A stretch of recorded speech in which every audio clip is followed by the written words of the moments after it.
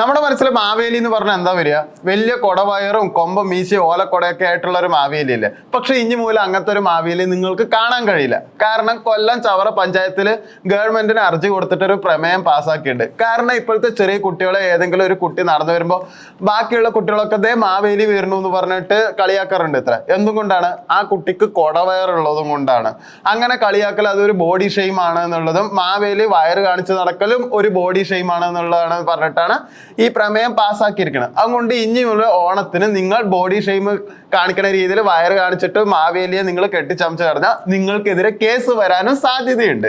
അതുകൊണ്ട് ഇനി മുതൽ മാവേലിക്ക് എപ്പോഴും മെലിഞ്ഞതും സിക്സ് പാക്ക് ഉള്ളതും കൊമ്പമീശ ഇല്ലാത്തതും ആയിരിക്കും എന്നാണ് പറയുന്നത്. കാരണം മാവേലി എന്ന് പറയുന്നത് പാതാള രാജനാണ്. അദ്ദേഹം എല്ലാത്തിനെക്കാട്ടിലും സർവശക്തനാണ്. അതുകൊണ്ട് കൊടവയർ ഉണ്ടാവില്ല. ഈ കൊടവയർ വരാൻ കാരണം എന്താ വെച്ചാൽ ഈ 1970, 80, 90 കാലഘട്ടത്തൊക്കെ ഈ വയറുള്ളവരെ സാധാരണ അവർ കോടീശ്വരന്മാരാണ്, അവർ നല്ല ആരോഗ്യമുള്ളവരാണെന്നാ പറയാ. കാരണം നന്നായി ഭക്ഷണം കിട്ടണം കൊണ്ട് അവർക്ക് വയറ് വരും, അതുകൊണ്ട് അവർക്ക് പൈസ ഉണ്ട്, അതുകൊണ്ട് അവർക്ക് പണിയെടുക്കണ്ട.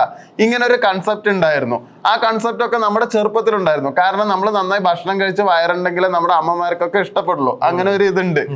അതൊക്കെ ഈ കാരണം കൊണ്ടാണ് മാവേലിക്കും കൊടവയറ് വന്നത്. അതുകൊണ്ട് അതും ബോഡി ഷെയ്മിങ് ആണ്. ഇനി മാവേലി നിങ്ങൾക്ക് കാണാൻ കഴിയില്ല. അതെന്തായാലും കുറച്ച് നല്ല കാര്യമായിട്ടാണ് എനിക്ക് തോന്നുന്നത്. അതുകൊണ്ട് എല്ലാവർക്കും പത്രവാർത്താസിലേക്ക് സ്വാഗതം. എൻ്റെ കൂടെ ഇരിക്കുന്നത് ജേർണലിസ്റ്റായ അതുൽ ആനന്ദാണ്. അതെ, മാവേലിക്ക് എന്തായാലും ഇനി തൊട്ട് കൊടവയറുണ്ടായില്ല എന്ന് പറയുന്നത് തന്നെ അല്ലേ നല്ലൊരു കാര്യം തന്നെയാണ്. എപ്പോഴും നമ്മുടെ ആ ഒരു സ്റ്റീരിയോ ടൈപ്പ് ആക്കി വെച്ചിരിക്കുകയാണ്, മാവേലിക്ക് കൊടവയർ ഉണ്ടാവണം, തടിച്ചിരിക്കണമെന്നൊക്കെ. എല്ലാ മാവേലിക്കും അങ്ങനെ കൊടവയർ ഉണ്ടാവണമെന്നില്ലല്ലോ അല്ലേ? അതെ, മാവേലി സിക്സ് പാക്ക് ഉണ്ടായ മാവേലിക്ക് സിക്സ് പാക്ക് ഉണ്ടായ എന്താ കുഴപ്പം? ഒരു പ്രശ്നമില്ല. അതുകൊണ്ട് അതൊന്നും പ്രശ്നമില്ല. സിനിമയിൽ മാത്രം ക്ലീശ ബ്രേക്ക് ചെയ്താൽ പോരാല്ലോ, ബാക്കിയുള്ളതിലും ആണല്ലോ. അതെ, ബാക്കി മാവേലിയുടെ കാര്യം നിർത്തി നമ്മൾ മെയിൻ വാർത്തകളിലേക്കൊക്കെ വന്നു കഴിഞ്ഞാൽ ഇപ്പൊ നമുക്കറിയാം CJP ആണല്ലോ മെയിൻ വിഷയം. അപ്പം അതിപ്പം അതിൽ ഏറ്റവും കുടുക്കായിരിക്കുന്നത് BJP ആണ്. BJPക്കാണല്ലോ ഏറ്റവും പണി കിട്ടിയിരിക്കുന്നത്. അപ്പം BJP ഭരിക്കുന്ന സംസ്ഥാനങ്ങളിൽ CJP വേട്ട എന്നൊരു തലക്കെട്ടോടു കൂടിയാണ് മാതൃഭൂമിയുടെ മെയിൻ ഹെഡിങ് കൊടുത്തിരിക്കുന്നത്. അതായത് ഉറപ്പുകൾ പറന്നു എന്നൊരു വലിയൊരു തലക്കെട്ടും ഈ മാതൃഭൂമിയുടെ ഈ ഒരു മെയിൻ വാർത്തയിൽ കൊടുത്തിട്ടുണ്ട്. അതായത് പരീക്ഷാ ക്രമക്കേടിനെതിരെ ജന്തർ മന്ദറിൽ സമരം ചെയ്ത വിദ്യാർത്ഥികളെയും യുവജനങ്ങളെയും വേട്ടയാടില്ലെന്ന് കേന്ദ്രത്തിന്റെ ഉറപ്പ് പാഴായി. കോക്രോച്ച് ജനതാ പാർട്ടിയുടെ സമരത്തിൽ പങ്കെടുത്തവർക്കെതിരെ BJP ഭരിക്കുന്ന വിവിധ സംസ്ഥാനങ്ങളിൽ വ്യാപക പോലീസ് നടപടി ഉണ്ടായിരിക്കുകയാണ്. ബീഹാറിലും ബംഗാളിലും അസമിലുമായി 100-ലേറെ പേരെ പോലീസുകാർ അറസ്റ്റ് ചെയ്തു എന്നുള്ള വാർത്തകളാണ് വന്നത്. അപ്പം മറ്റേ ധർമ്മേന്ദ്ര പ്രധാനൊക്കെ രാജിവെച്ച ടൈമിൽ അദ്ദേഹം പറഞ്ഞിരുന്നു, രാജിക്കത്തിൽ തന്നെ എഴുതിയിരുന്നു, വിദ്യാർത്ഥികൾക്കെതിരെ യാതൊരു നടപടി എടുക്കരുത്, അവരുടെ ഭാവി നമുക്ക് സുരക്ഷിതമാക്കണം, അങ്ങനെയൊക്കെ ഭയങ്കര നന്മ പറഞ്ഞിട്ടാണ് പുള്ളിക്കാരൻ രാജിവെച്ചിട്ട് പോയത്. പക്ഷേ ഇപ്പോഴും ആ ഉറപ്പുകളൊക്കെ തകിടം മറിഞ്ഞു എന്നുള്ളതാണ്. അസമിലൊക്കെ ആയിട്ട് 100-ലേറെ വിദ്യാർത്ഥികളെ അറസ്റ്റ് ചെയ്തു എന്നുള്ള വാർത്തകളാണ് വരുന്നത്. അപ്പോൾ പറച്ചിൽ മാത്രമേ ഉള്ളൂ, പ്രവൃത്തിയിലെല്ലാം നടപടികൾ എടുക്കുന്നു, വിദ്യാർത്ഥികളെ അറസ്റ്റ് ചെയ്യുന്നു എന്നുള്ള വാർത്തകളാണ് പുറത്തു വരുന്നത്. അപ്പൊ തീർച്ചയായിട്ടും അത് വളരെ അരാഷ്ട്രീയമായിട്ടുള്ള രീതിയാണെന്ന് വേണം പറയാൻ. കാരണം വാക്ക് പാലിക്കാൻ ഉള്ള ഒരു മിനിമം ക്വാളിറ്റി എങ്കിലും കേന്ദ്രത്തിൽ ഇരിക്കുന്ന, പ്രത്യേകിച്ച് രാജ്യം ഭരിക്കുന്ന സർക്കാർ എന്ന രീതിയിൽ അവരൊരു വാക്ക് പറഞ്ഞാൽ അത് പാലിക്കാനുള്ള മിനിമം ക്വാളിറ്റി എങ്കിലും കാണിക്കണമെന്നുള്ളതാണ് ഇതിനകത്ത് പറയാനുള്ളത് അല്ലെ? അതെ, അത് മാത്രമല്ല ദീപിക പത്രത്തിലും വേറൊരു വലിയ ക്രൂരമായിട്ടുള്ള ഒരു വാർത്ത തന്നെയാണ്. ഇതേ സംബന്ധിച്ചിട്ട് തന്നെ വിദ്യാർത്ഥികൾക്ക് നേരെ AK-47, സാധാരണ ലാത്തി ചാർജ് ഒക്കെ ഉണ്ടാവുള്ളൂ, ഇത് AK-47 കൊണ്ട് വെടിവെക്കുകയും ചെയ്തിരിക്കണം. എവിടെ വെച്ചാൽ നീറ്റ് പരീക്ഷ ചോദ്യ പേപ്പർ ചോർച്ചയ്ക്കെതിരെ ബീഹാറിലെ സിവാനിൽ പ്രതിഷേധകർക്ക് നേരെ AK-47 റൈഫിൾ ഉപയോഗിച്ചു. പ്രതിഷേധിച്ച സമരക്കാർക്ക് നേരെ വെടിയുതിർക്കുന്ന വീഡിയോ സമൂഹ മാധ്യമങ്ങളിൽ വൈറലായതോടെ വെടിവെച്ച ബീഹാർ പോലീസ് കോൺസ്റ്റബിൾ അഭിഷേക് പട്ടേലിനെ സർക്കാർ ഇന്നലെ സസ്പെൻഡ് ചെയ്തു. എന്തത്, പോലീസുകാർക്കൊക്കെ AK-47 കൊടുത്തിട്ട് വിദ്യാർത്ഥികൾ നേരെ വെടിവെച്ചു എന്ന് പറയുമ്പോൾ എന്തായാലും വെടിവെച്ചിട്ട് ആർക്കും അങ്ങനെ പരിക്കൊന്നും ഉണ്ടായിട്ടില്ല. പക്ഷെ AK-47 ആണ് ആളെ കൊല്ലി തോക്കായിട്ട് അറിയപ്പെടുന്നത്. ഏറ്റവും കൂടുതൽ ആൾക്കാരെ കൊന്ന ഒരു തോക്ക് എന്നുള്ള ഒരു ഗ്യാതിയും കൂടി AK-47 എന്തായാലും കിട്ടിയിട്ടുണ്ട്. അത് മാത്രമല്ല വിദ്യാർത്ഥികൾക്ക് നേരെയാണ് ഈ AK-47 ഒക്കെ എടുത്ത് പ്രയോഗിക്കുന്നത് എന്ന് പറയുമ്പോൾ അത് വളരെ വിരോധാഭാസമായ കാര്യമാണ്. കാരണം AK-47 എന്നൊക്കെ പറയുന്നത് ഇതിനേക്കാളും വലിയ പ്രക്ഷോഭങ്ങൾ, അല്ലെങ്കിൽ രാജ്യ സുരക്ഷയ്ക്ക് തന്നെ ഭീഷണിയാവുന്ന, അല്ലെങ്കിൽ രാജ്യത്ത് ഒരു അട്ടിമറി നടക്കാൻ സാധ്യതയുള്ള അങ്ങനെയുള്ള പ്രതിഷേധങ്ങൾക്കൊക്കെ AK-47 പീരങ്കിയൊക്കെ എടുത്ത് ഉപയോഗിക്കാം. പക്ഷേ വിദ്യാർത്ഥികൾ അവരുടെ അവകാശത്തിന് വേണ്ടി പോരാടുമ്പോൾ AK-47 ഒക്കെ കൊണ്ടുവരിക എന്ന് പറയുന്നത് തീർച്ചയായിട്ടും അതൊക്കെ നമ്മൾ പുറത്തുള്ള രാജ്യങ്ങളിലൊക്കെ കണ്ടു പരിചയിച്ചിട്ടുള്ളൂ അല്ലെ? ഇങ്ങനെ വിദ്യാർത്ഥി പ്രക്ഷോഭം പ്രശ്നം വന്നു. അപ്പൊ ഇറാനിലായാലും അവിടുത്തെ ആൾക്കാർ ജനങ്ങൾ തെരുവിൽ ഇറങ്ങുമ്പോൾ അവരെ കൊന്നു തള്ളുക, എന്നിട്ട് അത് മൂടി വയ്ക്കുക.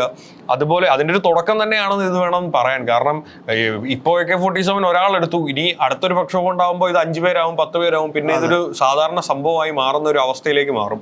അപ്പോൾ ഇപ്പോഴേ അത് മുളയിലെ നുള്ളിക്കളഞ്ഞാൽ മാത്രമേ, ഇപ്പോഴേ നമ്മുടെ ജനങ്ങളുടെ ശക്തി കാണിച്ചാൽ മാത്രമേ, ഇതിനെതിരേക്ക് ശക്തമായ നടപടികൾ എടുത്താൽ മാത്രമേ തീർച്ചയായിട്ടും ഇതൊന്നും ആവർത്തിക്കാതിരിക്കൂ. കാരണം ഇന്ത്യ എന്ന് പറയുന്ന ഒരു ജനാധിപത്യ രാജ്യമാണ്. അവിടെ ജനങ്ങൾക്ക് പ്രതിഷേധിക്കാനും, പ്രത്യേകിച്ച് വിദ്യാർത്ഥികളെ പോലെ അല്ലെങ്കിൽ ഇവിടുത്തെ ഇന്ത്യയിൽ ഭരിച്ചിരുന്ന മഹാന്മാരെല്ലാം നമ്മുടെ യുവജനങ്ങളാണ്, നമ്മുടെ അല്ലെ ഭാവിയുടെ വാഗ്ദാനം എന്ന് പറയുമ്പോൾ ആ യുവജനങ്ങൾക്കൊരു പ്രശ്നം വരുമ്പോൾ അവർ തെരുവിലിറങ്ങുമ്പോൾ അവരുടെ പ്രശ്നം കേൾക്കുക എന്നുള്ളതാണ് ഏക കാര്യം എന്ന് പറയുന്നത്. അതിൽ നിന്ന് മാറി അവർക്കെതിരെ ആയുധം പ്രയോഗിക്കുക എന്ന് പറയുന്നത് തീർച്ചയായിട്ടും വളരെ അപലപനീയമായ കാര്യം തന്നെയാണെന്ന് വേണം പറയാൻ. എന്തൊരു ക്രൂരതയാണ്. അതെ, തീർച്ചയായിട്ടും. ആരെങ്കിലും ഒരാൾ മരിച്ചിരുന്നെങ്കിലോ ഏതെങ്കിലും ഒരു വിദ്യാർത്ഥി മരിച്ചിരുന്നെങ്കിൽ ഈ ഒരു സിറ്റുവേഷൻ അപ്പാടെ മാറുമായിരുന്നു.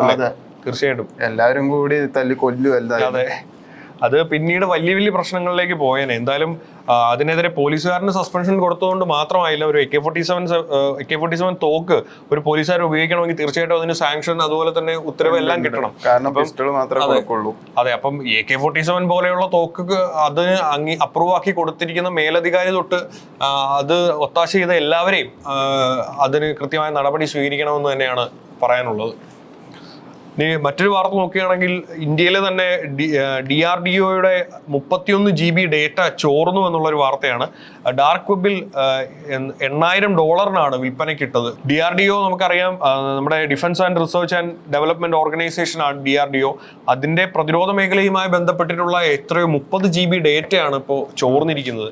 അത് ഡാർക്ക് വെബിൽ വിൽക്കാൻ വെച്ചിരിക്കുന്നു എന്നുള്ള വാർത്തയാണ് വരുന്നത്. അതായത് ഡിഫൻസ് റിസർച്ച് ആൻഡ് ഡെവലപ്മെന്റ് ഓർഗനൈസേഷനുമായും പ്രതിരോധ മേഖലയുമായി ബന്ധപ്പെട്ടെന്ന് കരുതുന്ന ഏകദേശം 31 GB ഡേറ്റ ചോർന്നതായി സംശയം. ഇത് ഡാർക്ക് വെബിൽ വിൽപ്പനയ്ക്ക് വെച്ചിരിക്കുന്നതായാണ് തിരുവനന്തപുരം കേന്ദ്രമായി പ്രവർത്തിക്കുന്ന അലിബൈ ഗ്ലോബൽ ത്രെറ്റ് ഇന്റലിജൻസ് ഗ്രൂപ്പ് എന്ന സ്ഥാപനം കണ്ടെത്തിയത്. $8,000 വിൽപ്പനയ്ക്ക് വെച്ച ഡേറ്റയുടെ സാമ്പിൾ പേജുകൾ ഡാർക്ക് വെബിൽ ലഭ്യമായിട്ടുണ്ട്. ഇതിൽ നിയന്ത്രിതമായി മാത്രം കൈമാറുന്ന വിവരങ്ങൾ ഉൾപ്പെടുന്നതായാണ് വ്യക്തമാക്കുന്നത്. ഇവയിൽ ചില മുതിർന്ന ശാസ്ത്രജ്ഞരുടെ ഒപ്പുകളും അനുമതികളും ഒക്കെ അടങ്ങിയിട്ടുണ്ട്. അപ്പൊ ഈ സാമ്പിളിന് വെച്ചിരിക്കുന്ന പേപ്പറുകളിൽ പോലും അതീവ രഹസ്യമായിട്ടുള്ള രേഖകളാണെന്നാണ് പറയുന്നത്. അപ്പോൾ ഇത്രയും കോൺഫിഡൻഷ്യൽ ആയിട്ടുള്ള, ഇത്രയും രഹസ്യമായി സൂക്ഷിക്കുന്ന രേഖ എങ്ങനെ ചോർന്നു, എങ്ങനെ അവിടെ നിന്ന് ചോർന്നത്? ഡാർക്ക് വെബിൽ $8,000 എന്നൊക്കെ പറയുമ്പോൾ ഇതിലുള്ള രേഖയുടെ വില വെച്ച് നോക്കുമ്പോൾ അതൊക്കെ വെറും തുച്ഛമായ പൈസക്കാണ്. അപ്പൊ ആ അത്രയും തുച്ഛമായ പൈസക്ക് 8 ലക്ഷം രൂപ, 8 ലക്ഷം രൂപ മാത്രമേ ഉള്ളൂ നമ്മുടെ റിസർച്ച്, നമ്മുടെ ഡിഫൻസ് മേഖലയുടെ രഹസ്യങ്ങൾക്ക് എന്നുള്ളതാണ്. അപ്പോൾ ഇതൊക്കെ ഇങ്ങനെ ഡാർക്ക് വെബിൽ വരിക, കാരണം ഒരു പ്രതിരോധ മേഖല എന്ന് പറയുന്ന ഒരു രാജ്യത്തെ സംബന്ധിച്ചിടത്തോളം അല്ലേ അത്രയും രഹസ്യമായിട്ട് സൂക്ഷിക്കേണ്ട ഒന്നാണ്. അതൊരിക്കലും ഡാർക്ക് വെബിൽ പോയിട്ട് അതിലെ ശാസ്ത്രജ്ഞന്മാര് അവരുടെ കുടുംബത്ത് അല്ലെങ്കിൽ അവരുടെ അടുത്ത ആൾക്കാരോട് പോലും ഇതിനെക്കുറിച്ച് ബേസിക് ആയിട്ടുള്ള രേഖകൾ പോലും പറയരുതെന്നാണ്.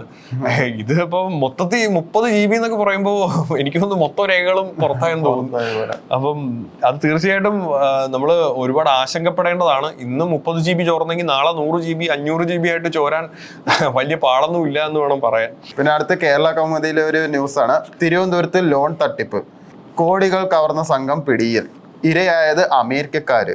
തിരുവനന്തപുരത്ത് വ്യാജ കൺസെന്റർ സജ്ജമാക്കി ലോൺ ആപ്പിലൂടെ അമേരിക്കയിൽ നിന്ന് കോടികൾ കൊള്ളയടിച്ച് ഉത്തരേന്ത്യ സംഘം പിടിയിൽ. പോലീസ് നടത്തിയ റെയ്ഡിൽ ഉത്തരേന്ത്യക്കാരായ 18 പേരാണ് കസ്റ്റഡിയിലായിരിക്കുന്നത്. സൂത്രധാരനായ ഗുജറാത്ത് സ്വദേശി ആശാങ് സിംഗ് ചൗധരി പോലീസിനെ വെട്ടി രക്ഷപ്പെട്ടു. മുംബൈയിലേക്ക് രക്ഷപ്പെടാനിരുന്ന കൂട്ടാളി കപിലിനെ വിമാനത്താവളത്തിൽ വെച്ച് അറസ്റ്റ് ചെയ്യുകയും ചെയ്തു. ഇവർ മെയിനായിട്ട് പറഞ്ഞിരിക്കുന്നത്, ഇങ്ങനെ ലോൺ ആപ്പിലൂടെ നിങ്ങൾക്ക് പൈസ എടുക്കാമെങ്കിൽ ആദ്യം നിങ്ങളുടെ ഡാറ്റാസ് ആണ് ആദ്യം അവർ ചോദിക്കുക. അപ്പോൾ ഓട്ടോമാറ്റിക്കലി അവർ സിഗ്നേച്ചർ എന്തായാലും ചോദിക്കും. അപ്പൊ നമ്മൾ സിഗ്നേച്ചർ അറിയാണ്ട് ഇട്ടും കൊടുക്കും. അത് സിഗ്നേച്ചർ നമ്മൾ ഫോട്ടോ എടുത്തിട്ടാണ് അയച്ചു കൊടുക്കുക. ഇതിലൂടെയാണ് ശരിക്കും പറഞ്ഞാൽ പൈസ പോകുന്നത് ലോൺ ആപ്പ് വഴി. അത് മാത്രമല്ല, ഇങ്ങനെ എന്തെങ്കിലും ആപ്പ് വരുമ്പോൾ ആദ്യം തന്നെ കമ്പ്യൂട്ടർ ഓഫ് ആക്കുകയാണ് നമ്മൾ ചെയ്യേണ്ടത്. അതും കൂടി മുന്നറിയിപ്പായിട്ട് ഇവര് കൊടുത്തിട്ടുണ്ട്. ഇതാണ് മെയിനായിട്ട് ഈ ന്യൂസിലൂടെ പറയുന്നത്. അതെ, ഇപ്പം ഈ ലോൺ തട്ടിപ്പൊക്കെ എന്നൊക്കെ പറയുന്നത് വളരെ കൂടുതലായിട്ട് മാറിയിരിക്കുകയാണ്. കാരണം തുച്ഛവേതനത്തിനൊക്കെ വർക്ക് ചെയ്യുന്നവർക്ക് എന്തെങ്കിലും ഒരു പെട്ടെന്നുള്ള ഒരു ആവശ്യം വരുമ്പോൾ തീർച്ചയായിട്ടും അവർ ഇതുപോലെയുള്ള ലോൺ ആപ്പുകളെ ആശ്രയിക്കും. കാരണം പ്രത്യേകിച്ച് രേഖകളോ കാര്യങ്ങളോ ഒന്നും വേണ്ട, പെട്ടെന്ന് ഇൻസ്റ്റന്റ് ലോൺ കിട്ടും എന്നുള്ളൊരു ഒറ്റ കാരണം കൊണ്ടാണ് ഈ ലോൺ ആപ്പുകൾക്ക് പിറകെ ആൾക്കാർ പോകുന്നത്. പിന്നെ തിരിച്ചത് അടയ്ക്കുന്ന സമയം അറിയാൻ വരുമ്പോഴാണ് ഇതിന്റെ കൃത്യമായിട്ടുള്ള അല്ലെങ്കിൽ ഇതിന്റെ ഒരു ചതി അവർ മനസ്സിലാക്കുന്നതല്ലേ. പിന്നെ നമ്മുടെ ഫോട്ടോകൾ നമ്മുടെ പോലും നമ്മുടെ അനുമതി ഇല്ലാതെ അവരെടുത്ത് ഉപയോഗിക്കുന്നു, അത് മോർഫ് ചെയ്ത് ഭീഷണിപ്പെടുത്തുന്നു, അങ്ങനെയുള്ള വഴികളിലേക്കൊക്കെ പോകും. എന്തായാലും തീർച്ചയായിട്ടും തിരുവനന്തപുരത്തായിരുന്നു ഇതിന്റെ കോൾ സെന്റർ എന്ന് പറയുന്നത്. അതിനകത്ത് 18 ഉത്തരേന്ത്യക്കാരായിരുന്നു ഈ തിരുവനന്തപുരത്തെ കോൾ സെന്ററിൽ പ്രവർത്തിച്ചിരുന്നത്. അവരെ എന്തായാലും അറസ്റ്റ് ചെയ്തിട്ടുണ്ട്. അപ്പം എന്തായാലും തലസ്ഥാന നഗരിയിൽ തന്നെ നമ്മുടെ കേരളത്തിലെ അല്ലെങ്കിൽ കേരളത്തിൽ തട്ടിപ്പടത്തുന്ന സംഘം തിരുവനന്തപുരത്ത് തന്നെ കോൾ സെന്ററിട്ട് പ്രവർത്തിച്ചു എന്ന് പറയുമ്പോൾ അത് തീർച്ചയായിട്ടും ആശങ്കപ്പെടേണ്ട ഒരു കാര്യം തന്നെയാണെന്ന് വേണം പറയാൻ. മാത്രമല്ല ഇപ്പോൾ ഡിജിറ്റൽ ബാങ്ക് എന്ന രീതിയിൽ ബാങ്ക് തുടങ്ങാൻ ആൾക്കാർക്ക് കഴിയും. നിങ്ങൾക്ക് അധികം പൈസയൊന്നും വേണ്ട, ഒരു 5 ലക്ഷം ഉണ്ടെങ്കിൽ ഡിജിറ്റൽ ബാങ്ക് കഴിയും. ജൂപ്പിറ്റർ അതുപോലെ തന്നെ അങ്ങനെയുള്ള ഡിജിറ്റൽ ബാങ്കിൽ പെടുന്നതാണ്. അപ്പൊ നിങ്ങൾക്ക് അതിൽ അക്കൗണ്ട് ഉണ്ടാവും. പക്ഷെ അതൊക്കെ നല്ല ജെന്യൂൻ ആണോ എന്നുള്ളത് നമ്മൾ തന്നെ റിസർവ് ബാങ്കിന്റെ വെബ്സൈറ്റിൽ പോയിട്ട് നിങ്ങൾ സെർച്ച് ചെയ്യണമെങ്കിൽ ഓക്കെ. അങ്ങനെയുള്ള ഡിജിറ്റൽ ബാങ്കിൽ മാത്രം ഇൻവെസ്റ്റ് ചെയ്യുക, ലോൺ എടുക്കുക. അതെ, തീർച്ചയായിട്ടും അത്തരം കാര്യങ്ങളൊക്കെ കാരണം നമ്മുടെ പൈസയുടെ പ്രശ്നമാണ്. പൈസയ്ക്ക് വേണ്ടിയാണ് നമ്മൾ ഇതുപോലെയുള്ള കഷ്ടപ്പെടുന്നത്. അപ്പോൾ അത് പൈസ നേടിയാൽ മാത്രം പോരാ, അത് കൃത്യമായിട്ട് ഇൻവെസ്റ്റ് ചെയ്യാനും അത് സൂക്ഷിക്കാനും ഒക്കെ നമ്മൾ പഠിക്കണം എന്നുള്ളതാണ്. അത് ഒരു എന്താ പറയുക, നമുക്കൊരു സാമ്പത്തിക വിദ്യാഭ്യാസം നമുക്ക് നേടേണ്ട ഒരു സമയമായി. മിക്കവർക്കും ഉണ്ടാവില്ല സാമ്പത്തിക വിദ്യാഭ്യാസം. അതെ. ഇനി മറ്റൊരു വാർത്ത എന്ന് പറയുന്നത് എണ്ണവില ഇടിഞ്ഞു എന്നുള്ളതാണ്. ഇറാനും അമേരിക്കയും തമ്മിലുള്ള ഏറ്റുമുട്ടൽ നിർത്തിവെച്ചതോടെ ആഗോള വിപണിയിൽ അസംസ്കൃത എണ്ണവില കുത്തനെ കുറഞ്ഞു. കഴിഞ്ഞ ആഴ്ച $100 കടന്ന ബ്രന്റ് ക്രൂഡ് വില ഇപ്പോൾ $87.5 ആയിട്ടാണ് താഴ്ന്നത്. അപ്പോൾ തീർച്ചയായിട്ടും ഒരു വലിയ രീതിയിലുള്ള ഇടിവ് എണ്ണവിലയ്ക്ക് ഉണ്ടായിട്ടുണ്ടെന്നുള്ള കാര്യമാണ്. ഇപ്പം എണ്ണവില താഴ്ന്നു കഴിഞ്ഞാൽ അത് നമ്മുടെ ലോകത്തുള്ള എല്ലാത്തിന്റെയും വില കുറയ്ക്കും എന്നുള്ളതാണ് അല്ലേ. എണ്ണയാണ് ഈ നമ്മുടെ ലോകം തന്നെ ഓട്ടിക്കുന്നത് തന്നെ എണ്ണയാണ്. അപ്പോൾ എന്തായാലും തീർച്ചയായിട്ടും വലിയ ആശ്വാസത്തിനുള്ള വകയാണ്. $100 നിന്ന് $87 ആയിട്ട് കുറഞ്ഞു എന്ന് പറയുമ്പോൾ തന്നെ കുത്തനെ ഇടിഞ്ഞ ഒരു ഇത് തന്നെയാണ്. അപ്പൊ എന്തായാലും നമ്മുടെ ഹോട്ടൽ വില, നമ്മുടെ ഭക്ഷണ വിലയെ വരെ പ്രതിഫലിക്കും ഇത്തരം കാര്യങ്ങൾ. അപ്പൊ എന്തായാലും തീർച്ചയായിട്ടും ഇനി വരുന്ന മാസങ്ങളിൽ നമ്മുടെ പഴയ ഭക്ഷണ നിരക്കിലേക്കൊക്കെ കാര്യങ്ങൾ പോകട്ടെ, അല്ലെങ്കിൽ എല്ലാത്തിന്റെ ചിലവുകൾ കുറയട്ടെ. ഇപ്പൊ ഒരു ചായക്ക് വരെ ഒരു 12 രൂപയായി, 15 രൂപയായി. അപ്പൊ അതൊക്കെ കുറഞ്ഞ് മുമ്പ് എത്രയാണോ നിന്നിരുന്നത് അത് ആ രീതിയിലേക്ക് പോകട്ടെ എന്ന് നമുക്ക് പ്രത്യാശിക്കാം. അടുത്ത കേരള കൗമുദിയിലെ ഒരു വാർത്തയാണ്. യുവാവിന് ദാരുണാന്ത്യം, പോലീസ് ക്രൂരതയിൽ. സംഭവം കുണ്ടറയിൽ ക്രൈംബ്രാഞ്ച് അന്വേഷിക്കും. അയൽവാസിയായ 13-കാരനെ കാണാനില്ലെന്ന് പരാതിയെ തുടർന്ന് കുണ്ടറയിൽ പോലീസ് ചോദ്യം ചെയ്ത് വിട്ടയച്ച യുവാവ് മരിച്ചത് കസ്റ്റഡി മരണം കൊണ്ടാണെന്ന് കുടുംബം. പെരുമ്പുഴ സൊസൈറ്റി മുക്ക് കുളത്തിൽ കരയിൽ വീട്ടിൽ സിയാദാണ് തിരുവനന്തപുരം മെഡിക്കൽ കോളേജ് ആശുപത്രിയിൽ ചികിത്സയിലിരിക്കെ മരിച്ചത്. പോലീസ് ജീപ്പിലും സ്റ്റേഷനിലും വെച്ച് മർദ്ദിച്ചതായി സിയാദ് വെളിപ്പെടുത്തിയിരിക്കുന്നു. മർദ്ദനത്തിൽ വാരിയെല്ല് പൊട്ടിയെന്നും നട്ടലിന് ക്ഷതം സംഭവിച്ചുവെന്ന് പരാതിയിൽ പറയുന്നു. രോഗിയാണെന്ന് പറഞ്ഞിട്ടും പോലീസ് ചെവി കൊണ്ടില്ല. ജൂൺ 16 രാത്രിയിലാണ് കസ്റ്റഡിയിലെടുത്തത്. വിദ്യാർത്ഥിയെ പിന്നീട് കണ്ടെത്തുകയും സിയാദിന് ബന്ധമില്ലെന്ന് വ്യക്തമാവുകയും ചെയ്തതോടെ 17 പുലർച്ചെ വിട്ടയച്ചു. ആഭ്യന്തരമന്ത്രി രമേശ് ചെന്നിത്തല DGPയോട് റിപ്പോർട്ട് തേടിയിട്ടുണ്ട്. സംഭവം ക്രൈംബ്രാഞ്ച് അന്വേഷിക്കും. കസ്റ്റഡി മരണം കഴിഞ്ഞ ഭരണകാലത്ത് കുറച്ച് കൂടുതലായിരുന്നു, അതിനു മുമ്പ് അതിലും കൂടുതലായിരുന്നു. ഇടയിലുള്ള ഒരു 5 വർഷം കുറച്ച് കമ്മിയായിരുന്നു. ഇപ്പൊ അത് വീണ്ടും വന്നിട്ടുണ്ട്. ഇതിപ്പോ കസ്റ്റഡി മരണം കാരണം ഏതെങ്കിലും പാർട്ടി പക്ഷത്ത് നമ്മളൊന്നും നിന്നിട്ടും കാര്യമൊന്നുമില്ല. അതൊക്കെ പോലീസുകാരുടെ തെമ്മാടിത്തരമാണ്. കാരണം പോലീസുകാർ അങ്ങനെ കൈവയ്ക്കാറില്ല ഇപ്പോ. പക്ഷെ ഇതെന്താ സംഭവിച്ചെന്ന് അറിയില്ല. എന്തായാലും പ്രശ്നമായി. കസ്റ്റഡി മരണം പിന്നെ അങ്ങനെ ഒന്നും ചെയ്യാനും പറ്റില്ല. അതെ, നമ്മള് ആ കുട്ടിയുടെ ഈ മരിച്ച സിയാദിന്റെ മകള് പോലീസുകാരനോട് സംസാരിക്കുന്ന ഒരു ശബ്ദരേഖ പുറത്തായിരുന്നു. അപ്പം നിങ്ങൾ എൻ്റെ അച്ഛനെ കൊന്നു എന്നൊക്കെ ആ കുട്ടി കരഞ്ഞുകൊണ്ട് ചോദിക്കുന്ന ഒരു വോയിസ് പുറത്തു വന്നിരുന്നു. അപ്പൊ അതൊക്കെ ഭയങ്കര വേദനാജനകമായ കാര്യം തന്നെയാണ്. കാരണം ചെയ്യാത്ത കുറ്റത്തിന് ഒരാളെ പിടിച്ചുകൊണ്ട് പോവുക, കൃത്യമായിട്ട് തെളിവുകളില്ലാതെ അയാളെ ലോക്കപ്പിലിട്ട് മർദ്ദിക്കുക, അതിനുശേഷം അയാളല്ല പ്രതിയെന്ന് അറിഞ്ഞതിന് ശേഷം അയാളെ പിന്നീട് തിരിച്ചുവിടുക, വീട്ടിൽ വന്നതിന് ശേഷം ക്രൂരമായ ആ ഒരു ലോക്കപ്പ് മർദ്ദനം കാരണം വാരിയിൽ ഒടിഞ്ഞ് അത് ഇൻഫെക്ഷൻ ആയിട്ട് അയാൾ മരിച്ചു പോവുക. പ്രത്യേകിച്ച് കേരളം പോലൊരു സംസ്ഥാനത്ത് നടക്കുന്നു എന്ന് പറയുന്നത് തീർച്ചയായിട്ടും നമ്മൾ ശ്രദ്ധിക്കേണ്ട ഒരു കാര്യം തന്നെയാണ്. അതിന് ആഭ്യന്തര വകുപ്പിന്റെ മുകളിലിരിക്കുന്ന മന്ത്രി നമ്മുടെ രമേശ് ചെന്നിത്തല തന്നെയാണ് ഇതിന് തീർച്ചയായിട്ടും ഇതില് ശ്രദ്ധ കൊടുക്കേണ്ടത്. കാരണം ഇത്തരത്തിലുള്ള സംഭവങ്ങൾ ഇനി ഉണ്ടാകാതിരിക്കട്ടെ ഇനി ഉണ്ടാവാതിരിക്കാനെങ്കിലും ശ്രമിക്കുക എന്നുള്ളതാണ്. കാരണം നിരപരാധിയായിട്ടുള്ള ഒരാളെ പിടിച്ചുകൊണ്ട്, അതായത് നമുക്ക് തെളിവുകളില്ല അല്ലെങ്കിൽ കോടതി കുറ്റക്കാരനായിട്ട് പറഞ്ഞിട്ടില്ലാത്ത ഒരാളെന്നതിനെ സംബന്ധിച്ചിടത്തോളം അയാള് കുറ്റക്കാരനല്ല. ഇപ്പൊ അയാള് സത്യമായിട്ടും കുറ്റം ചെയ്തിട്ടുണ്ടെങ്കിലും അയാൾക്കെതിരെ തെളിവുകളോ അല്ലെങ്കിൽ അയാളെ കോടതി പ്രതിയാക്കിയിട്ടില്ലാത്തിടത്തോളം കാലം അയാൾ കുറ്റക്കാരനല്ല എന്നാണ് പറയുന്നത്. അപ്പോൾ അങ്ങനെ ഒരാളെ കസ്റ്റഡിയിൽ വെക്കാം, ലോക്കപ്പിൽ ഇടാം, പക്ഷെ അതിനെ മർദ്ദനങ്ങൾ ഏൽപ്പിക്കുക അല്ലെങ്കിൽ മർദ്ദനം ഏൽപ്പിക്കുക, ലാത്തിമുറ പ്രയോഗിക്കുക പോലെയുള്ള നടപടികൾ സ്വീകരിക്കുന്നത് വളരെ തെറ്റായിട്ടുള്ളൊരു കാര്യമാണ്. ഒരു മുൻവിധിയോടെ ഒരാളെ എന്താണ് ലോക്കും മർദ്ദനത്തിന് ഇരയാക്കുക, അയാളുടെ വാരിയിൽ ഒടിക്കുക പോലെയുള്ള സംഭവങ്ങൾ തീർച്ചയായിട്ടും ഇനി നടക്കാതിരിക്കട്ടെ എന്ന് നമുക്ക് കരുതാം അല്ലെ. അത് പോലീസ് ഫോഴ്സ് തന്നെയാണ് അതിന് തീർച്ചയായിട്ടും അവര് തന്നെയാണ് ആ ഒരു ഡിസിപ്ലിൻ കീപ്പ് ചെയ്യേണ്ടത്. ഇനി മറ്റൊരു വാർത്ത നോക്കിക്കഴിഞ്ഞാൽ മഴയില്ല, ഇടുക്കി മങ്ങി എന്നുള്ളൊരു വാർത്തയാണ്. വൈദ്യുത ഉൽപാദനം 1/6 കുറച്ചു എന്നുള്ള വാർത്തയാണ്. അതായത് കാലവർഷം പിണങ്ങിയതോടെ ഇടുക്കി ജലവൈദ്യുത പദ്ധതിയിൽ ഉൽപാദനം 1/6 കുറച്ചു. ദിവസം 18 ദശലക്ഷം യൂണിറ്റ് വൈദ്യുതി ഉൽപാദന ശേഷിയുള്ള പദ്ധതിയിൽ ജൂലൈയിൽ ശരാശരി 3.87 ദശലക്ഷം യൂണിറ്റ് മാത്രമാണ് ഉൽപ്പാദിപ്പിക്കുന്നത്. 28.81% വെള്ളം മാത്രമാണ് ഇടുക്കി, ചെറുതോണി, കുളമാവ് അണക്കെട്ടുകളിൽ അവശേഷിക്കുന്നത്. ഇതിൽ നിന്ന് 619.255 ദശലക്ഷം യൂണിറ്റ് ഉൽപ്പാദിപ്പിക്കാനേ പറ്റൂ.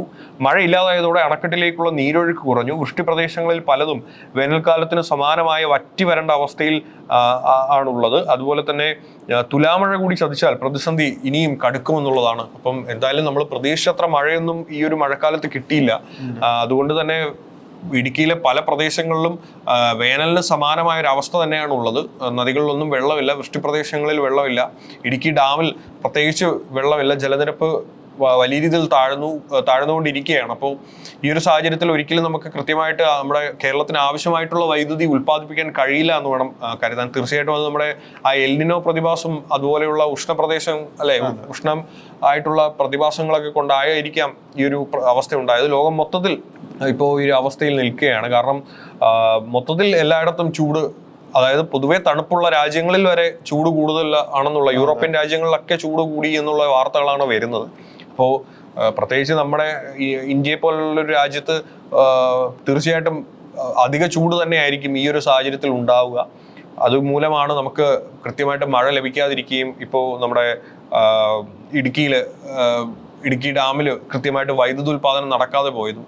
തീർച്ചയായിട്ടും ഇത് നമ്മളെ വലിയ രീതിയിൽ ബാധിക്കുന്ന ഒരു കാര്യമാണ്. ഇനി പവർ കട്ടുകൾ കൂടും, പവർ കട്ടിന്റെ ദൈർഘ്യം കൂടും, വൈദ്യുതി കടമെടുക്കേണ്ടി വരും, അതിന് പിന്നെ എക്സ്ട്രാ പൈസ കണ്ടെത്തേണ്ടി വരും. അങ്ങനെ മൊത്തത്തിൽ കേരളത്തിന്റെ ഖജനാവ് കാലിയാക്കാൻ പോകുന്ന അത്രയും സീരിയസ് ആയിട്ടുള്ള ഒരു ഇഷ്യൂ തന്നെയാണെന്ന് വേണം ഇത് കരുതാൻ. തീർച്ചയായിട്ടും ഈ തുലാമഴയെങ്കിലും കൃത്യമായിട്ട് കിട്ടിയില്ലെങ്കിൽ നമ്മുടെ പ്രതിസന്ധി ഇനിയും കനക്കുമെന്നുള്ളതാണ് വരുന്ന വാർത്തകൾ എന്ന് പറയുന്നത്.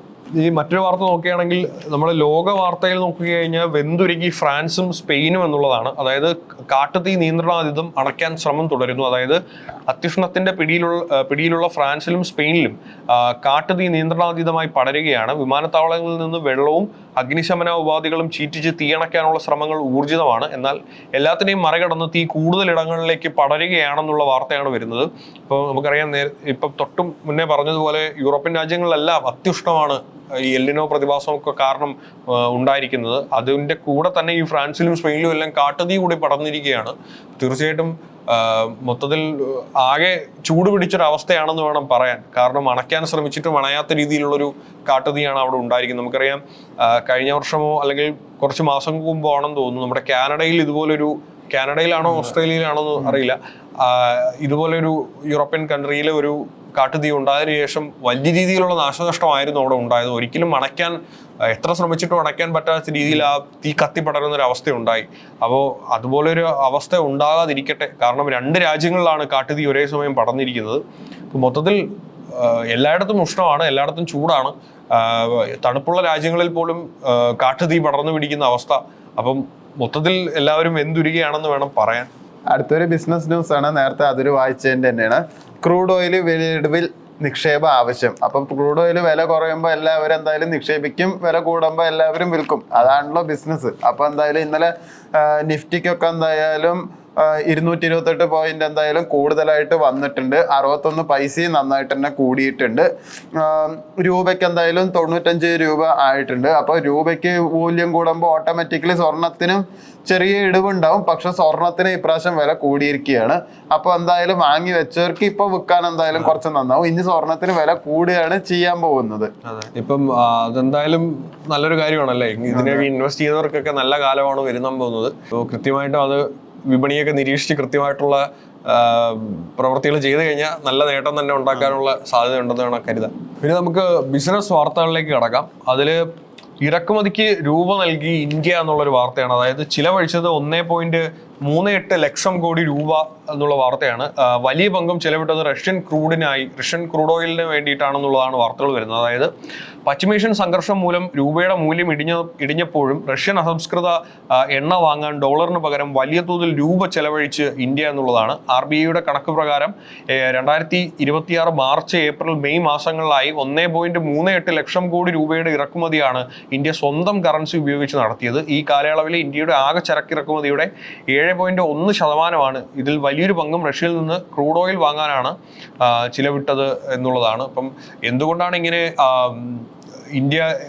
ഇന്ത്യൻ മണി തന്നെ ഉപയോഗിച്ച് വിദേശ ഇറക്കുമതികൾ നടത്തുന്നതെന്ന് അറിയില്ല. പക്ഷേ സാധാരണ ഇതുപോലെയുള്ള വിദേശ രാജ്യങ്ങളിൽ നിന്ന് മറ്റു സാധനങ്ങൾ വാങ്ങുമ്പോൾ ഡോളറാണ് ഉപയോഗിക്കാറ്. പക്ഷേ ഈ തവണ നമ്മുടെ ഇന്ത്യ ഉപയോഗിച്ചത് ഇന്ത്യൻ മണി തന്നെയാണ്. ഇതിനുള്ള കാരണങ്ങൾ നോക്കിക്കഴിഞ്ഞാൽ ആഗോള ക്രൂഡ് വിപണിയിൽ സാധാരണയായി ഉപയോഗത്തിലുള്ള കറൻസി ഡോളറാണ്. പെട്രോ ഡോളർ എന്നറിയപ്പെടുന്ന ഈ ഒരു ഡോളറിന് തന്നെ അപ്രമാദിത്വം ഈ ഒരു ഓയിൽ വിപണിയിൽ വ്യക്തമാണ്. അതിനാൽ റഷ്യൻ ക്രൂഡ് ഓയിൽ വാങ്ങാൻ ഡോളറിന് പകരം രൂപ ഉപയോഗിക്കാൻ പല കാരണങ്ങളുണ്ട്. യുക്രൈനുമായുള്ള യുദ്ധത്തെ തുടർന്ന് പാശ്ചാത്യ രാജ്യങ്ങൾ റഷ്യക്കെതിരെ സാമ്പത്തിക ഉപരോധം ഏർപ്പെടുത്തുകയും പ്രമുഖ ബാങ്കുകളെ അന്താരാഷ്ട്ര പേയ്മെന്റ് സിസ്റ്റത്തിൽ നിന്ന് ഒഴിവാക്കുകയും ചെയ്തിരുന്നു. ഈ ഒരു ഉപരോധം മറികടക്കാൻ ഇന്ത്യൻ ബാങ്കുകൾ റഷ്യൻ ബാങ്കുകൾക്ക് തുറന്നിട്ടുള്ള സ്പെഷ്യൽ വോസ്ട്രോ രൂപ അക്കൗണ്ടുകൾ വഴി സാധിക്കും. കൂടാതെ ക്രൂഡ് ഓയിൽ പൂർണ്ണമായും ഡോളർ വാങ്ങുന്നത് ഇന്ത്യയുടെ വിദേശ നാണ്യ ശേഖരത്തിന് വലിയ ബാധ്യത ഉണ്ടാക്കുകയും ചെയ്യും. അതുകൊണ്ടൊക്കെയാണ് ഇന്ത്യൻ മണി ഉപയോഗിച്ച് തന്നെ ഈ റഷ്യൻ ക്രൂഡ് ഓയിൽ വാങ്ങിച്ചിരിക്കുന്നത്. അല്ലെങ്കിൽ ഇപ്പോൾ ഡോളർ ഉപയോഗിച്ച് കഴിഞ്ഞാൽ ഈ IMF പോലെയുള്ള അല്ലെങ്കിൽ ഇതുപോലെയുള്ള വേൾഡ് ബാങ്ക് പോലെയുള്ള എൻറ്റിറ്റികൾക്ക് അതിനെ ട്രാക്ക് ചെയ്യാൻ കഴിയും. ഇന്ത്യയെ സംബന്ധിച്ചിടത്തോളം അല്ലെങ്കിൽ റഷ്യയെ സംബന്ധിച്ചിടത്തോളം ഇത് ഒരുപാട് ഉപരോധങ്ങളുള്ള ഒരു രാജ്യമാണെന്ന് വേണം പറയാൻ. കാരണം ഡോളർ ഉപയോഗിച്ച് അവിടെ ഒന്നും നടക്കില്ല. ഇന്ത്യ ഡോളർ ഉപയോഗിച്ച് റഷ്യൻ ക്രൂഡ് ഓയിൽ വാങ്ങുകയാണെങ്കിൽ ഒരുപാട് കടമ്പകൾ കടന്നു വേണം റഷ്യൻ ക്രൂഡ് ഓയിലൊക്കെ വാങ്ങാൻ. അത് ഭയങ്കര സമയം എടുക്കുന്ന അല്ലെങ്കിൽ ടൈം ടേക്കിംഗ് പ്രോസസ് ആണ്. അപ്പോൾ അത് മറികടക്കാൻ വേണ്ടിയിട്ടാണ് നമ്മുടെ രൂപ തന്നെ ഉപയോഗിച്ച് റഷ്യൻ ഡോളർ വാങ്ങുക എന്നുള്ള അല്ലെങ്കിൽ റഷ്യൻ ക്രൂഡ് ഓയിൽ വാങ്ങുക എന്നുള്ളൊരു രീതി സ്വീകരിച്ചിരിക്കുന്നത്. തീർച്ചയായിട്ടും അത് ഇന്ത്യയെ സംബന്ധിച്ചിടത്തോളം ഇന്ത്യയുടെ നയപരമായ ഒരു കൃത്യമായ പ്ലാനിങ് ആണെന്ന് വേണം കരുതാൻ. പിന്നെ അടുത്ത ഒരു ബിസിനസ് ന്യൂസ് തന്നെയാണ്. റോക്കറ്റ് കുതിപ്പിൽ അരിവില. എല്ലാവർക്കും അറിയാം ഇപ്പൊ അത്യാവശ്യം അരി നല്ല രീതിയിൽ വില കൂടുന്നുണ്ട്. എത്ര പേര് ശ്രദ്ധിച്ചിട്ടുണ്ടെന്ന് അറിയില്ല. ഇന്നലെ പറഞ്ഞിട്ടുണ്ടായിരുന്നു കുറുവരിക്ക് 48 രൂപയായിട്ടുണ്ടായിരുന്നു എന്ന്, പൊന്നിയരിക്ക് 43 രൂപയായിട്ടുണ്ടായിരുന്നു എന്നുള്ളത്. പക്ഷെ അതൊരു തെറ്റായ ഒരു കാര്യമാണ്. കാരണം സാധാരണ മദർ പൊന്നിക്ക് തന്നെ 48 രൂപ ആയിട്ടുണ്ട്, മറ്റേ പൊന്നിക്ക് 70 രൂപയും. അതുപോലെ തന്നെ മട്ടരിക്ക് 55 ആയിരുന്നു, അത് 60 രൂപയായിട്ടുണ്ട്. അതുപോലെ തന്നെ സുലേഖ പറഞ്ഞ അരി അത് അധികം ആരും യൂസ് ചെയ്യാനില്ല, പക്ഷെ അതിനടക്കം 42 രൂപയിൽ 48 രൂപയായി. പിന്നെയും കുറച്ച് വില കമ്മിയുള്ള ബാസ്മതി അരിയാണ്. ബാസ്മതി അരിക്ക് സ്വാഭാവികമായിട്ട് 125 രൂപയാണ്, അതിപ്പോ 130 രൂപയായിട്ടുണ്ട്. ആ കൂടെ അധികം വില കൂടാത്ത പോസ്റ്റ്മാൻ എന്ന അരി മാത്രമാണ് നമ്മുടെ മന്തി റൈസിന്റെ അരി. അത് 101 രൂപയെന്ന് ആ കൂടെ 104 രൂപ ആയിട്ടുള്ളൂ. അത്യാവശ്യം എല്ലാ അരിക്ക് ഇപ്പൊ നല്ല വിലയാണ് ഇപ്പൊ കൂടുതലായിട്ട്. അതെ, നമ്മുടെ അരി പ്രശ്നം എന്തായാലും വലിയ രീതിയിൽ അല്ലെ കൂടിയിരിക്കുകയാണ്. നമ്മളെല്ലാം അരിക്ക് വേണ്ടിയിട്ടാണ് ഓടുന്നത്. അപ്പൊ അതെന്തായാലും അതിന്റെ വില കൂടി നമ്മളൊരു ഇതിലെത്തിയിരിക്കുകയാണ്. അപ്പോൾ എണ്ണ വില കുറഞ്ഞാലും അരി വില കൂടി തന്നെയാണ് പോകുന്നത് എന്നുള്ളതാണ്. മൊത്തത്തിൽ സാധാരണ ജനങ്ങൾക്ക് എന്തായാലും എപ്പോഴും എന്തിന്റെയെങ്കിലുമൊക്കെ വില കൂടി പ്രശ്നത്തിലാവുന്ന അവസ്ഥയാണ്. അടുക്കള ബഡ്ജറ്റ് പാളും. അതെ, കാരണം എല്ലാവരും ചോറാണ് മിക്കവരും കഴിക്കുക. എല്ലാവരും ഒന്നും പ്രോട്ടീൻ ഫുഡ് കഴിക്കൊന്നുമില്ല. കഴിക്കുകയാണെങ്കിൽ തന്നെ ഒരു 10 ദിവസം കഴിക്കും, പിന്നെ വീണ്ടും പഴയ ഫുഡിലേക്ക് തന്നെ പോവുകയും ചെയ്യും.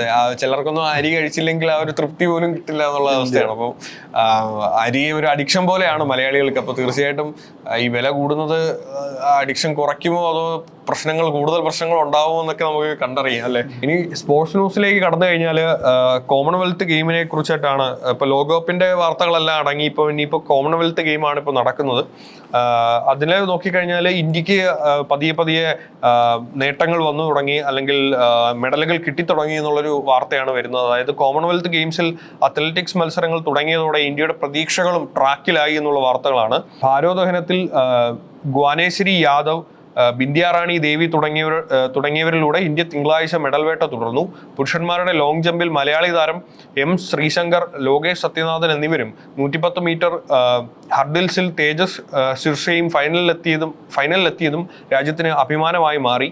അതുപോലെ തന്നെ വനിതകളുടെ 53 കിലോഗ്രാം ഭാരോദ്വഹനത്തിൽ ഛത്തീസ്ഗഡുകാരി ഗഹനേശ്വരിയാണ് ഇവിടെ മെഡൽ നേടിയത്. മുമ്പ് പറഞ്ഞതുപോലെ ഗഹനേശ്വരിക്കാണ് ഈ ഒരു ഇന്ത്യയെ സംബന്ധിച്ചിടത്തോളം വ്യക്തമായിട്ടുള്ള വെള്ളി മെഡൽ നേടി തന്നത് ഗഹനേശ്വരിയാണ്. അതുപോലെ തന്നെ നമുക്ക് മൊത്തത്തിലുള്ള മെഡൽ പട്ടിക നോക്കുകയാണെങ്കിൽ ഇന്ത്യക്ക് 1 സ്വർണവും 3 വെള്ളിയും 2 വെങ്കലവും തുടങ്ങി ആകെ 6 മെഡലുകളാണ് ഇന്ത്യക്ക് നേടിയിരിക്കുന്നത്. തീർച്ചയായിട്ടും നല്ലൊരു തുടക്കം തന്നെയാണെന്ന് വേണം പറയാൻ. ഒരുപാട് താരങ്ങൾ ഇപ്പൊ തന്നെ മലയാളി, നമ്മുടെ ഒരു അഭിമാനമായിട്ട് ലോങ് ജമ്പിൽ നമ്മുടെ മലയാളി താരം എം ശ്രീശങ്കരും നേട്ടം കൊയ്തിട്ടുണ്ട്. അപ്പോൾ ഒരു കേരളത്തെ സംബന്ധിച്ചിടത്തോളം വളരെ അഭിമാനകരമായിട്ടൊരു കാര്യമായിട്ട് വേണം പറയാൻ. അതുപോലെ തന്നെ ഒരുപാട് ഇന്ത്യക്കാർ ഇതിൽ മെഡൽ നേടുന്നു എന്നുള്ളത് തീർച്ചയായിട്ടും നമ്മുടെ ഇന്ത്യയിലെ സ്പോർട്സ് ഇൻഡസ്ട്രി എത്രത്തോളം മുന്നേറുന്നുണ്ട്, അവരെത്രത്തോളം ട്രൈ ചെയ്യുന്നുണ്ട് എന്നതിന്റെ സൂചനയായിട്ട് വേണം കരുതാൻ. ഇപ്പം ഈ കോമൺവെൽത്ത് ഗെയിംസിൽ നേടിയതുപോലെയൊക്കെ നമുക്ക് ഇനി ഭാവിയിൽ ഇതേ രീതിയിൽ പോയി കഴിഞ്ഞാൽ ഒളിമ്പിക്സിലും നമുക്ക് ഇതുപോലെ മെഡലുകൾ കൊയ്യാൻ കഴിയട്ടെ എന്ന് വേണം പ്രത്യാശിക്കാൻ, അല്ലേ? അതെ, ഒളിമ്പിക്സിൽ ഇത്രയും കാലമായിട്ട് നമുക്ക് 1 സ്വർണ്ണോ 2 സ്വർണ്ണോ മറ്റേ കിട്ടിയിട്ടുള്ളൂ എന്നാണ് എന്റെ ഓർമ്മ. അതും എനിക്ക് തോന്നുന്നു ഷൂട്ടിങ്ങിലൊക്കെയാണ്, അഭിനവ് ബിദ്രയൊക്കെയാണ് കിട്ടിയിട്ടുണ്ടായിരുന്നത്. നമ്മള് അധികം ദേഹമനങ്ങാത്ത പണിക്കൊക്കെയാണ് നമുക്ക് മെഡൽ കിട്ടാറുള്ളത്. പിന്നെ ആ കൂടെ PV സിന്ധു ആയിരുന്നു. അവര് കഴിഞ്ഞ പ്രാവശ്യം വെള്ളിയോ വെങ്കലോ എന്തോ കിട്ടിയിട്ടുണ്ടായിരുന്നു. ഈ മറ്റൊരു വാർത്ത നോക്കുകയാണെങ്കിൽ, സ്പോർട്സിൽ തന്നെയുള്ള വാർത്ത നോക്കുകയാണെങ്കിൽ, വൈഭവ് മുതിർന്നു തെളിഞ്ഞു എന്നുള്ളൊരു തലക്കെട്ടോടെയാണ് കൊടുത്തിരിക്കുന്നത്. അതായത് വൈഭവിനെ പുകഴ്ത്തി കോച്ച് ലക്ഷ്മൺ VVS ലക്ഷ്മൺ വൈഭവിനെ പുകഴ്ത്തി പറഞ്ഞിരിക്കുകയാണ്. അതായത് സീനിയർ ടീമിൽ എത്തിയതോടെ കൗമാരതാരം വൈഭവ് സൂര്യവംശിയുടെ പക്വതയും മത്സരാവബോധവും ഏറെ ഉയർന്നെന്ന് Indian cricket coach VVS Laxman കഴിഞ്ഞ ദിവസം ഹരാരയിൽ സമാപിച്ച T20 ക്രിക്കറ്റ് പരമ്പരയുടെ ഒരു മീറ്റിംഗിൽ പറഞ്ഞു എന്നുള്ള ഒരു വാർത്തയാണ് വരുന്നത്. അതായത് ഇപ്പോൾ ഈ 15-കാരനായ വൈഭവ് 2025 അല്ലെങ്കിൽ T20 ക്രിക്കറ്റ് പരമ്പരയുടെ താരമായിട്ട് ഈ 15-കാരനായ വൈഭവ് തിരഞ്ഞെടുക്കപ്പെട്ടിരുന്നു എന്നുള്ള വാർത്തയാണ്, അല്ലെങ്കിൽ തിരഞ്ഞെടുക്കപ്പെട്ടു എന്നുള്ള വാർത്തയാണ് വരുന്നത്. അതായത് എല്ലാ കളികളിലും മികച്ച ഫോമിലാണ് ഈ ഒരു 15-കാരൻ കളിക്കുന്നത്. എല്ലാ മാച്ചിലും എത്ര മികച്ച അല്ലെങ്കിൽ എത്ര ലെജൻഡറി ബോളറും ആവട്ടെ, വൈഭവിന്റെ ബാറ്റിൽ എല്ലാ ബോളും കൊള്ളും, എല്ലാ ബോളും സിക്സർ പോകും എന്നുള്ളൊരു അവസ്ഥയായിരിക്കും മാറിയിരിക്കുകയാണ്, അല്ലെ? പണ്ടൊക്കെ സച്ചിൻ എങ്ങനെയാണോ വന്നത്, അല്ലെങ്കിൽ ധോണി എങ്ങനെയാണോ വന്നത്, അതേ രീതിയിൽ തന്നെ വൈഭവ് ഇങ്ങനെ വളർന്നു വരികയാണെന്ന് വേണം പറയാൻ. കാരണം സീനിയർ ആയിട്ടുള്ള എക്സ്പീരിയൻസ് ആയിട്ടുള്ള എത്രയോ വലിയ താരങ്ങൾക്കെതിരെയാണ് ഈ 15-കാരൻ കളിക്കുന്നത്. ആ കളിയിലൊക്കെയാണ് സെഞ്ചുറി, അർദ്ധ സെഞ്ചുറി തുടങ്ങിയിട്ടുള്ള എന്തെങ്കിലുമൊക്കെ ഒരു റെക്കോർഡ് ഈ വൈഭവ് സൂര്യവംശി നേടുന്നതെന്നൊക്കെ പറയുമ്പോൾ തീർച്ചയായിട്ടും വൈഭവിന് ഇപ്പൊ കിട്ടുന്ന അപ്രസീഷനുകളെല്ലാം അർഹതപ്പെട്ടത് തന്നെയാണെന്ന് വേണം, അല്ലെ, പറയാൻ. അതെ, ഈ 5 വയസ്സിന് താഴെയുള്ളവർക്ക് സാധാരണ സ്റ്റേറ്റ് ടീമിലും കൂടി കളിപ്പിക്കാൻ, എന്തിന് സ്റ്റേറ്റ് വൈസ് കളിപ്പിക്കണ ഡിസ്ട്രിക്ട് വൈസിൽ കളിപ്പിക്കാനും കൂടി അനുമതി കിട്ടാറുണ്ട്. കാരണം എന്റെ അനിയൻ ക്രിക്കറ്റിൽ കളിക്കുന്നുണ്ട്, അതുകൊണ്ട് അറിയാം. ആ 15 വയസ്സിലുള്ള ഒരുത്തൻ ഇന്ത്യൻ ടീമിൽ കളിക്കുക പറഞ്ഞ ചെറിയ കാര്യമല്ല. എത്രത്തോളം വലിയ ടാലന്റഡ് ആയിരിക്കുമല്ലേ പുള്ളിയെന്ന് വേണം പറയാം. നമ്മൾ IPL-ലൊക്കെ കണ്ടായിരുന്നു, രാജസ്ഥാൻ റോയൽസ് എന്ന ഒരു ടീമിനെ ഒറ്റയ്ക്ക് ഷോൾഡർ ചെയ്ത് കൊണ്ടുപോയ ഒരു പ്ലെയർ തന്നെയായിരുന്നു. അപ്പം പിന്നെ IPL തീർന്നപ്പോ എല്ലാ അവാർഡും പുള്ളിക്ക് തന്നെ ആയിരുന്നു എന്ന് വേണം പറയാൻ. അവാർഡിന്റെ പേരിൽ തന്നെ പുള്ളിക്ക് ഒരു 10, 50, 60 ലക്ഷം കണ്ട് കിട്ടി എന്നുള്ളതാണ്. അപ്പം തീർച്ചയായിട്ടും വൈഭവ് തീർച്ചയായിട്ടും ഇന്ത്യൻ ക്രിക്കറ്റിന്റെ ഒരു വാഗ്ദാനമാണ്. ഇന്ത്യയുടെ ഭാവി അല്ലെങ്കിൽ ഇന്ത്യൻ ക്രിക്കറ്റിന്റെ ഭാവി വൈഭവിന്റെ കയ്യിൽ സുരക്ഷിതമാണെന്ന് വേണം പറയാനല്ലേ. അപ്പോൾ ഇതൊക്കെയായിരുന്നു ഇന്നത്തെ പ്രധാനപ്പെട്ട വാർത്തകൾ എന്ന് പറയുന്നത്. നമ്മൾ പത്രത്തിലെ പ്രമുഖ വാർത്തകളെല്ലാം തന്നെ നമ്മൾ വായിച്ചു എന്ന് വേണം പറയാൻ. അപ്പോൾ ഇനി അടുത്ത വാർത്തകളുമായി നമുക്ക് നാളെ കാണാം.